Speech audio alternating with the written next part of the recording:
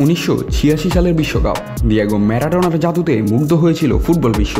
জিতেছিলেন বিশ্বকাপ, ছিলেন আসরের সেরা খেলোয়াড়ও। কিন্তু ওই আসরের সর্বোচ্চ গোলদাতা ছিলেন একজন ইংলিশ স্ট্রাইকার, তিনি গ্যারি লিনেকার। ইংল্যান্ডের অন্যতম সেরা গোল স্কোরার হিসাবে ইতিহাসের নাম লিখিয়েছিলেন তিনি। বিশ্বকাপের পর ইউরোপিয়ান ফুটবলেও রেখেছেন নিজস্ব ছাপ।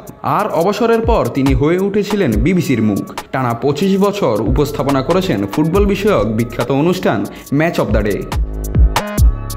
কিন্তু সম্প্রতি এক সামাজিক যোগাযোগ মাধ্যম পোস্ট ঘিরে বদলে যায় দৃশ্যপট। সম্প্রতি ফিলিস্তিনের প্রতি সংহতি জানিয়ে পোস্ট দেন লিনেকার। যদিও পরে তিনি পোস্টটি মুছে দেন এবং দুঃখ প্রকাশ করেন, কিন্তু বিতর্কের ছাপ ঠেকাতে পারেননি তিনি। ফিলিস্তিনপন্থী অবস্থানের জেরে লিনেকারের সাথে সম্পর্কের অবসান ঘটালো ব্রিটিশ রাষ্ট্রায়ত্ত সম্প্রচার মাধ্যম বিবিসি।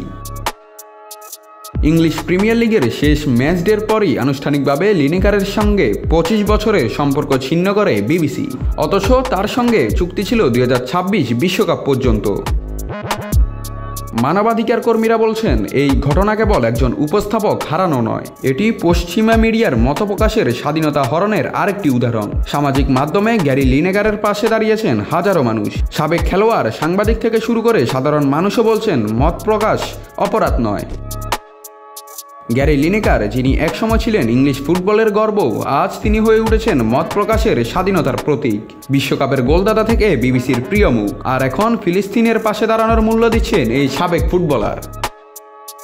নাত রাহুল, নিউজ না স্পোর্টস।